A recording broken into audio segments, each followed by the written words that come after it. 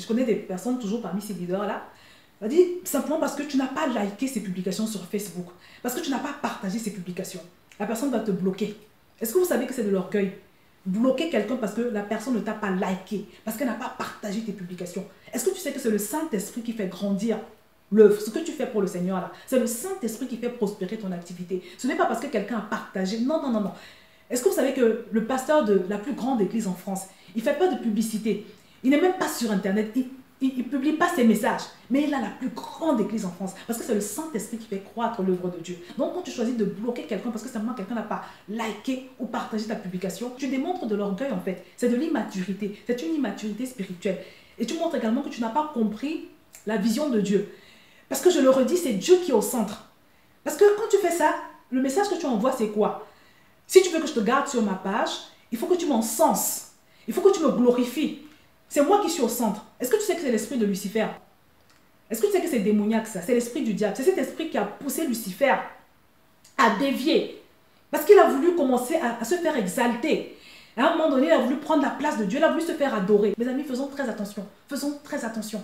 Il ne faut pas tomber dans ce travers. Il ne faut pas tomber dans ce piège. Je le redis, quelle que soit l'onction que tu as, le talent que tu as, la Bible te dit, qu'as-tu que tu n'aies reçu? Et si tu l'as reçu, pourquoi te glorifies-tu? Pourquoi tu te glorifies? Au point où si quelqu'un ne like pas tes publications, si quelqu'un ne partage pas tes publications, tu vas le bloquer de ta page. On n'est pas encore arrivé.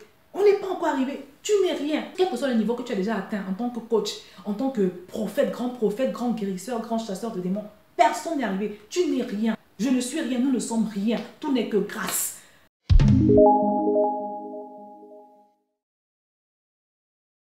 Bonjour à tous, bienvenue sur 8TV. Je voudrais faire une vidéo aujourd'hui qui est assez inhabituelle et qui va parler d'un sujet particulier.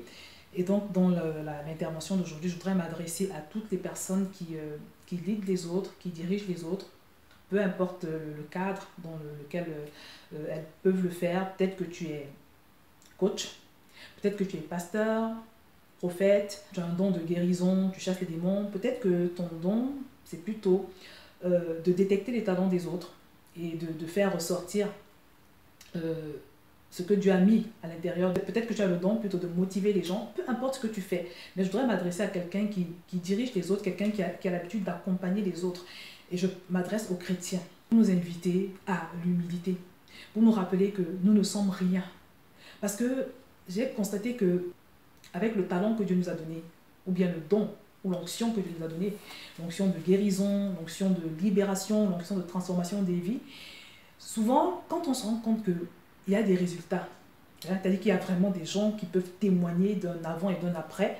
Avant, j'étais malade, j'étais pas bien, j'avais des problèmes dans mon âme, mais après que ce pasteur-là m'a accompagné, après que ce coach-là m'a accompagné, aujourd'hui, je me sens bien. Avant, j'étais au plus bas, je n'étais rien. Mais depuis que cette personne m'a accompagné, vraiment, j'ai été relevée. Quand on vit ce genre de témoignage, le risque, vraiment, c'est de sombrer dans une sorte d'orgueil, en fait. Dans une sorte d'orgueil qui nous pousse à oublier que, en fait, quand on fait ce genre de choses, tout ce qu'on fait, quel que soit ce qu'on peut être amené à faire, ce que nous faisons, nous le faisons pour le Seigneur. Nous le faisons pour le Seigneur et quel que soit le succès que ce que nous faisons peut avoir, c'est Dieu qui doit toujours être au centre. C'est Dieu. Et les âmes qui nous confient. Parce que je vois des choses incroyables qui se passent aujourd'hui. Et ce que je voudrais faire comprendre à quelqu'un aujourd'hui, c'est que vraiment, tu peux, quel que soit le niveau d'onction que tu as, peut-être quand tu ouvres la bouche, tu craches le feu. Peut-être que tu fais des choses incroyables. Mais tu restes un homme. Et je voudrais te dire que tant que tu ne travailles pas à ton caractère, ou alors tant que tu fais rien par rapport à ton caractère, tant que tu ne continues pas de prier et même de jeûner pour ton caractère, même si tu as un problème au niveau de ton cœur, de ton caractère, ce problème-là va finir par te rattraper. Et il va te rattraper quand tu auras atteint le sommet. Je vois des gens aujourd'hui qui ont accompagné des personnes qui étaient en difficulté. Ou des personnes qui avaient besoin d'améliorer leur potentiel, leur savoir. Tu es un pasteur aujourd'hui. Tu as aidé une sœur en Christ. Quand elle arrivait dans l'église, elle ne connaissait pas le Seigneur. Elle ne connaissait rien de la parole. Tu l'as enseignée. Elle a été renouvelée dans son intelligence. Aujourd'hui, elle est complètement transformée. Mais demain, c'est toi encore qui te livres à des attouchements avec elle. Parce que tu n'as pas traité ton problème d'impudicité. Tu es un leader. Tu as accompagné ces personnes. Tu as accompagné une jeune fille, un jeune homme ou une jeune fille. Et juste simplement parce que vous avez une incompréhension sur un sujet. Cette même personne que tu as relevée, cette même personne que tu as accompagnée, cette même personne que Dieu t'a utilisée pour transformer, tu la bloques de ta page, tu l'évacues de ta page avec toute la légèreté possible.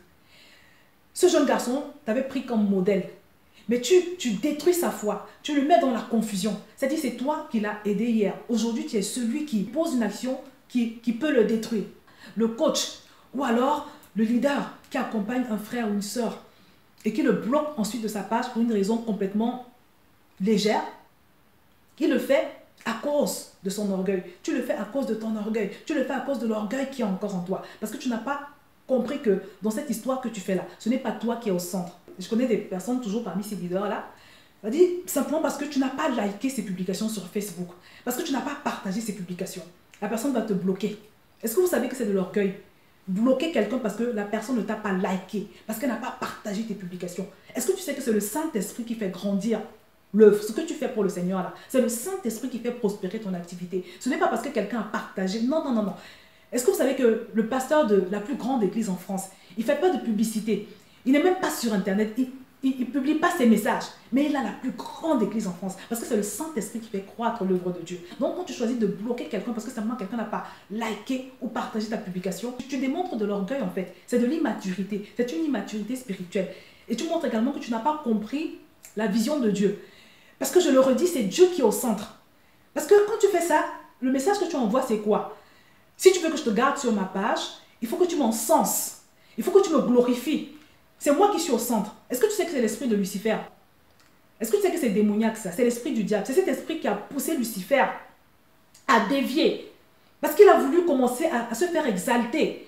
À un moment donné, il a voulu prendre la place de Dieu. Il a voulu se faire adorer. Mes amis, faisons très attention. Faisons très attention. Il ne faut pas tomber dans ce travers. Il ne faut pas tomber dans ce piège. Je le redis, quelle que soit l'onction que tu as, le talent que tu as, la Bible te dit, qu'as-tu que tu n'aies reçu? Et si tu l'as reçu, pourquoi te glorifies-tu? Pourquoi tu te glorifies? Au point où si quelqu'un ne like pas tes publications, si quelqu'un ne partage pas tes publications, tu vas le bloquer de ta page. On n'est pas encore arrivé. On n'est pas encore arrivé. Tu n'es rien, quel que soit ce que tu peux déjà être en train de faire. Quel que soit le niveau que tu as déjà atteint en tant que coach, en tant que prophète, grand guérisseur, grand chasseur de démons. Personne n'est arrivé. Tu n'es rien. Je ne suis rien. Nous ne sommes rien. Tout n'est que grâce. L'être humain n'est rien. Je le redis, grand coach, grand pasteur, tu n'es rien. Nous ne sommes rien. C'est le souffle de vie qui nous trompe. C'est le souffle de vie. Dieu est tout. L'homme n'est rien. Vous savez, j'ai perdu mon ancien pasteur dans des conditions vraiment assez dramatiques et subites. Un dimanche, après avoir fini de prêcher, il a quitté l'église et il est parti pour ne plus jamais revenir. Pourquoi? Parce qu'il a péri dans un accident. Il a quitté ce monde tout de suite après. Et ce jour-là, je me rappelle de l'échange que j'avais eu avec lui. Je ne pouvais pas imaginer que c'était la dernière fois que je le voyais. Qu'est-ce qu'il y a de marquant dans l'histoire? Ce qu'il y a de marquant dans l'histoire, c'est que c'est quelqu'un qui avait aussi un grand don. Il avait une grande onction. Il avait une grande onction. C'est quelqu'un déjà physiquement, il était imposant. Dieu lui avait fait grâce. Il était imposant. Il était naturellement charismatique, d'apparence comme ça. Il avait ce charisme. Il avait beaucoup d'élégance. Quelqu'un de très fin. Il était grand de taille, à peu près 1,90 m. C'était un bel homme, rempli d'onction, tellement de témoignages de guérison, de libération au travers de sa personne. Donc c'était quelqu'un que, ces brebis, nous, ces brebis, c'était quelqu'un qu'on appréciait, quelqu'un qu'on admirait. C'était quelqu'un, pour nous, c'était quelqu'un de fort, c'était un modèle. Pour nous, c'est quelqu'un d'inébranlable. Mais quand je pense à la facilité avec laquelle cet homme a quitté ce monde, je parle de facilité parce que quand il a quitté l'église ce jour, je ne pensais pas qu'il n'allait pas revenir. Et je ne pensais pas qu'il quitterait ce monde avec tant de facilité. Parce que vous savez, quand quelqu'un est beaucoup utilisé par le Seigneur, et quand quelqu'un est impressionnant, quand quelqu'un fait des choses admirables, on a tendance à croire qu'il est un surhomme. Mais je vous assure que cet événement, cet incident triste qui s'était passé, à savoir le fait qu'il quitte ce monde à travers un accident, ça m'a poussé à beaucoup réfléchir. Et toutes les personnes qui étaient dans l'église avec moi à l'époque, plus que jamais, j'ai réalisé que quel que soit le niveau qu'on a déjà atteint, on reste un homme. Et c'est pour ça que je le redis encore, mes bien-aimés, toi et moi, nous ne sommes rien, peu importe le niveau que nous avons déjà atteint. Donc mes amis, quel que soit le niveau qu'on a déjà pu atteindre dans la vie, restons humbles, cultivons véritablement cette humilité. Parce que la parole de Dieu nous dit que Dieu élève les humbles. Restons humbles, conservons notre crainte du Seigneur. Et n'oublions jamais que celui qu'il faut mettre au centre, celui-là seul qu'il faut exalter, c'est notre Dieu. Que le Seigneur vous bénisse.